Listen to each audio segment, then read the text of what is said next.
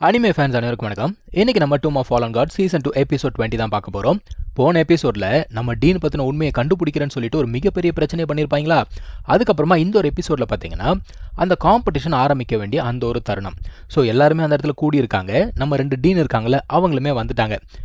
So இதில் விஷயம் என்னென்னா அந்த ஷியன்வு அகாடமி கூட நமக்கு ஒரு ஃப்ரெண்ட்லி மேட்ச் தான். ஸோ இதில் ரவுண்ட் 1 ரவுண்ட் 2 அப்படிங்கிறதெல்லாம் கிடையவே கிடையாது. இப்போது டீன் என்ன பண்ணுறாரு, நம்மளோட டீம் இருக்காங்களே அவங்கள வெல்கம் பண்ணுறாரு. மொத்தமாக நம்ம டீமில் 4 பேர் இருக்காங்க. சென்னான் என்ன பண்ணுறான்னா அந்த டீனை பார்த்து கையை அசைக்க அந்த மனுஷன் பார்க்காத மாதிரியே ஒரு ரியாக்ஷனை கொடுக்குறாரு. ஆக்சுவலாக இங்கே இருக்கிறது ஒரிஜினல் சென்னான் கிடையாது, இது ஒரு க்ளோன்.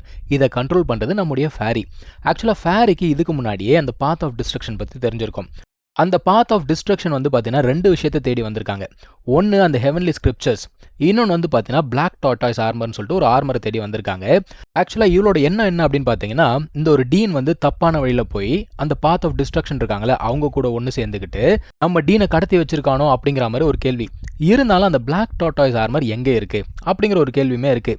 எப்படி பார்த்தாலும் இப்போதைக்கு நம்பிக்கை நட்சத்திரம் யார் அப்படின்னா நம்முடைய சென்னான் தான். ஏன்னா அவன் வந்து இன்வெஸ்டிகேட் பண்ணுறேன் அப்படின்னு சொல்லிட்டு அங்கே போயிருக்கான். அங்கே தான் ஒரிஜினல் பாடி இருக்குது. இப்போது இந்த ஷியன்வு அகாடமியை சேர்ந்தவங்க வராங்க. மொத்தமாக வந்து 3 பேர் இருக்காங்க. அதில் ஒருத்தன் என்ன பண்ணுறான், வந்த உடனே நம்ம ஃபேரியை பார்த்து தாங்க ரியாக்ஷன் கொடுக்குறான். ஏன்னா அவன் என்ன சொல்லியிருந்தான், என் தம்பியை கொண்டவங்களை நான் கொல்லாமல் விட மாட்டேன்னு சொல்லியிருந்தான் இல்லையா.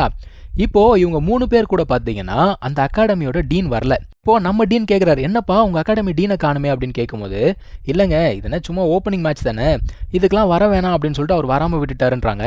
இதை கேட்ட உடனே நம்ம ஆட்கள் எல்லாருக்குமே பயங்கரமான கோவம். என்னடா அவனுங்க ரொம்ப அரகண்டாக பேசுகிறாங்க அப்படிங்கிற மாதிரி யோசிக்கிறாங்க. ஆனால் ஃபேரி என்ன சொல்கிறா, இந்த ரீசெண்ட் இயர்ஸில் இவங்க ஓரளவுக்கு ஸ்ட்ராங் ஆகிட்டாங்க. ஸோ பேசிக்காக இவனுங்க கொஞ்சம் அரகண்ட்டுன்னு தெரியும், ஆனால் இந்த அளவுக்கு அரகண்டாக இருப்பாங்க நான் நினச்சி கூட பார்க்கலன்னு சொல்லிட்டு இவளே சொல்கிறா. அதான் அந்த டீன் என்ன சொல்கிறாரு, மறுபடியும் என்ன சொல்கிறாருன்னா, எப்பா உங்கள் கிங்டம் இன்னும் ரொம்ப தூரம்லாம் கிடையாது, இந்த பக்கத்தில் தான் இருக்குது. இதுக்கு முன்னாடி நிறைய முறை உங்கள் டீனை நான் மீட் பண்ணி நேருக்கு நேர் பேசியிருக்கேன். ஸோ அவர் இந்த முறை வரலன்னு சொல்கிறீங்களே, அவருக்கு ஏதாவது உடம்பு சரியில்லையா அப்படின்னு சொல்லிட்டு அக்கறையாக கேட்குறாரு. ஆனால் நக்கலா அவன் என்ன சொல்கிறான், ஏங்க நாங்கள் வந்திருக்கிறது ட்ரைனிங்காக, டீ குடிச்சு டைம் ஓட்டுறதுக்கெலாம் வரல. நீங்கள் வேணா டீ குடிச்சு வீக் ஆகிட்டீங்க போல தெரியுது அப்படின்னு சொல்லிட்டு நக்கலாக பேசுகிறான். டீனுக்கு சரியான கோவம் வந்துடுச்சு. ஆனால் ஒன்றும் பண்ண முடியல. எதுக்கடா தண்டத்துக்கு பேசிகிட்டு இருக்கீங்க, சண்டே ஆரம்பிங்கடா அப்படின்னு சொல்லிட்டு நக்கலாக பேசுகிறானுங்க. இப்போது சண்டே ஆரம்பித்த உடனே ஃபஸ்ட்டு ரவுண்டுக்கு நம்ம சைட்லேருந்து யாரா போகிறாங்க அப்படின்னு பார்த்தீங்கன்னா நம்ம தானே தலைவன் கைவன் தான் போகிறாப்புல.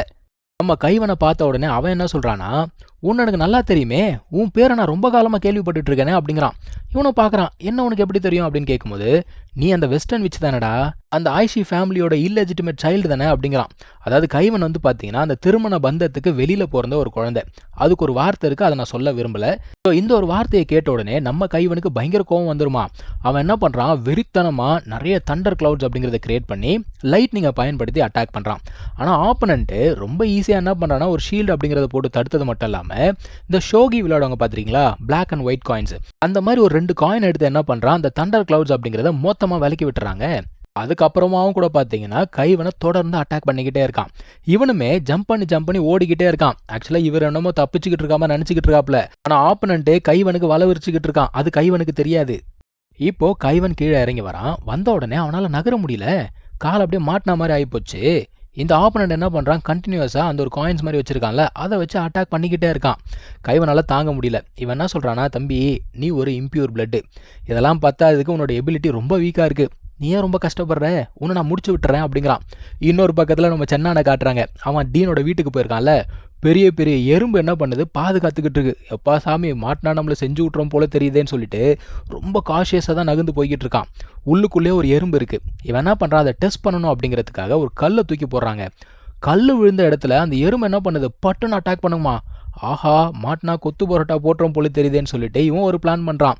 பெரிய பெரிய சுகர் கியூப்ஸ் அப்படிங்கிறத கிரியேட் பண்ணி அந்தந்த இடத்துல வச்சுக்கிட்டே இருக்கான். ஆக்சுவலாக என்னதான் இது மிகப்பெரிய பீஸ்டாக இருந்தால் கூட எறும்பு தானே, அந்த சுகர் கியூப்ஸை பார்த்தோன்னா அது பின்னாடியே போயிடுதுங்க. எப்பாடி ஒரு வழியாக எறும்பு போயிடுச்சுடான்னு சொல்லிட்டு இவன் உள்ளுக்குள்ளே போகிறான். அங்கே கதவு இருக்குல்ல, கதவை திறந்து போனால் அந்த கதவு மறைஞ்சு போச்சு. இவன் வந்து ஏதோ கார்டனில் இருக்க மாதிரி இருக்குது. எதிர்க்க இன்னொரு கதவு இருக்குது. சரி அதை போய் திறக்கலாம் அப்படின்னு சொல்லிட்டு வேகமாக போய் அந்த கதவை திறந்தா ஒரு லூப் மாதிரி ஃபார்ம் ஆகுதுங்க. இவன் எந்த கதவை திறந்தாலும் மறுபடியும் அது இன்னொரு கதவுக்கு தான் அவனை அமுச்சிக்கிட்டே இருக்குது. நம்ம ஹீரோ பார்க்குறான், ஆத்தாடி எங்கேயோ வசமாக வந்து சிக்கிட்டோம் போல தெரியுதே அப்படின்னு சொல்லிட்டு பயங்கர வேகமாக ஓடுறாங்க. கிட்டத்தட்ட ஃப்ளாஷ் மாதிரி ஓடிக்கிட்டு இருக்கான்னு வச்சுக்கோங்க. அவன் ஓட கதவு வந்துக்கிட்டே இருக்குது. இப்போ இங்கே கைவனை காட்டுறாங்க. கைவன் வந்து நகர முடியாமல் அங்கே கஷ்டப்பட்டுக்கிட்டு இருக்கான். நம்ம ஃபேரி பார்க்குறா, மற்ற நேரத்துலலாம் பக்கி பாய்புல கண்ட மேனிக்கு கத்திக்கிட்டு இருக்கோம், இப்போ பாரு ஒன்றும் பண்ணாமல் உட்காந்துக்கிட்டு இருக்கு அப்படிங்கிறா. இப்போ இங்கே டீனுமே ரொம்ப கவலையாக பேசுறாரு. எப்பா என்னப்பா நம்ம அகாடமி தோத்துருவோமா, அவன் வேறு எதிர்த்து கூட அடிக்க மாட்டேங்கிறான், என்ன ஆச்சு உன் ஸ்டூடெண்ட்டுக்கு ஏதாவது பிரச்சனையா, யோ நீ என்னையா பேச மாட்டேங்கிற அப்படின்னு சொல்லிட்டு கேட்குறாரு. ஆனால் நம்ம டீன் என்ன சொல்கிறாரு, அங்கே ஆபத்தில் இருக்கிறது கைவன் கிடையாது, ஆப்பனட் தான் அப்படிங்கிறாப்புல. அப்படி என்ன கைவன் கிட்ட ஸ்ட்ரென்த் இருக்குது? ஆக்சுவலாக நம்ம கைவன் வந்து பார்த்தீங்கன்னா சாதாரண ஆள்லாம் கிடையாது. இந்த ஒரு டீன் இருக்கார்ல, அவர் வந்து ஸ்டூடெண்ட்டை செலக்ட் பண்ணணும் அப்படிங்கிறதுக்காக ஒரு டெஸ்ட் வச்சிருப்பாரு. ஒரு ஸ்பிரிட் மஷ்ரூம் அது கொண்டு வரணும், அது லிட்டரலாக பார்த்தீங்கன்னா மிஷன் இம்பாசிபிள். ஆனால் இவன் ஸ்டூடெண்ட்டாக சேரணும் அப்படிங்கிறதுக்காக உயிரையும் பணைய வச்சு அதை கொண்டு வந்திருக்கான். ஸோ நம்ம கைவன் சாதாரண ஆள் கிடையாது, பயபுல நிறைய பிளான் வச்சிருக்கு. இப்போ ஆப்பனட் என்ன சொல்கிறான்னா, ஒரே அடி தான் தம்பி, உன் கதையை முடிச்சு விட்ரு அப்படின்னு சொல்லிட்டு ஒரு தகாத வார்த்தையில் திட்டுறாங்க. இந்த வார்த்தையை கேட்டவுடனே கைவனுக்கு கோவம் வந்துடுது. அவன் என்ன பண்ணுறான், தன்னை தானே ஃப்ரீஸ் பண்ணிக்கிறான். ஆப்பனண்ட்டுமே இதான் சான்ஸ் அப்படின்னு சொல்லிட்டு அட்டாக் பண்ண ஃப்ரீஸ் ஆன ஐஸ் எல்லாம் உடஞ்சி போச்சு. உள்ளுக்குள்ளே கைவனை காணும். என்னடா அவனை காணுமே அப்படின்னு சொல்லிட்டு இப்போ தான் இந்த பக்கி ரியலைஸ் பண்ணுது. சுற்றி சுற்றி பார்க்குறான், ஆளை காணும். இப்போ கைவனோட குரல் கேட்குது, எங்கேயும் பார்க்காத, உன் பின்னாடி தான் நின்றுட்டு இருக்கேன்னு சொல்லிட்டு இவனை ஃப்ரீஸ் பண்ணிட்டான்.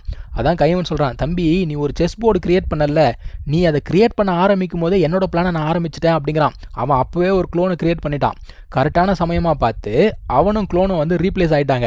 இது இவனுக்கு சுத்தமாக தெரியாது. அதாவது தோத்து போயிட்டேன் அப்படிங்கிற மாதிரி ஒரு பிம்பத்தை கிரியேட் பண்ணி கடைசியாக இவனை அடின்னு அடிச்சிட்டான். ஸோ கைவன் நான் சொன்னல சாதாரண ஆள் இல்லைன்னு, பாருங்கள் என்ன அடிச்சிருக்கான். ஆக்சுவலாக இந்த கைவனுடைய பிளட் லைன் இருக்குல்ல, அதில் ஒரு ஏன்ஷியன்ட் பவர் இருக்குது. அதை அந்த ஒரு ஐசி ஃபேமிலியை வந்து பார்க்க தவறிட்டாங்க. ஆனால் இவன் அதை வந்து அவேக்கன் பண்ணியிருக்கான். அந்த ஒரு பவரை யூஸ் பண்ணி அவன் இவனை அடிக்கிறாங்க.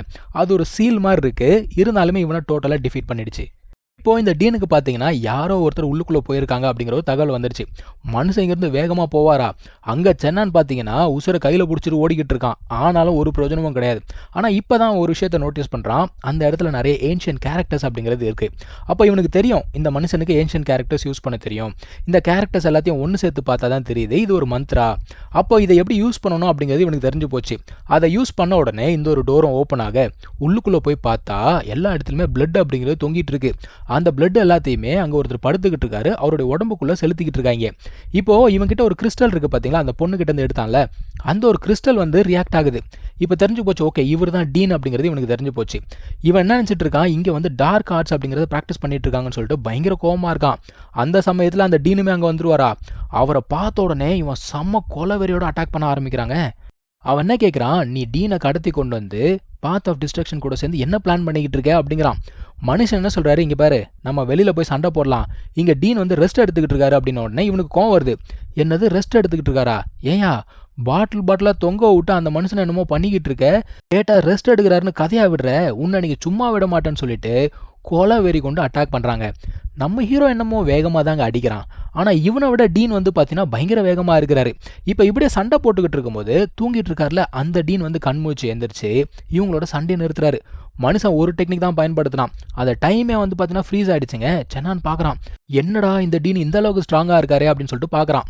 அவர் என்ன சொல்கிறாரு, சண்டை போடாதீங்க, இதெல்லாம் வந்து மிஸ் அண்டர்ஸ்டாண்டிங் அப்படின்னு சொல்கிறாரு. சண்டையை நிறுத்துறாங்க. இருந்தாலும் இந்த டீன் ஹெல்ப் பண்ணலான்னு போகும்போது அப்பயும் சென்னான் விட மாட்டாங்க, கத்தி எடுத்து கழுத்திலே வச்சிடறான்.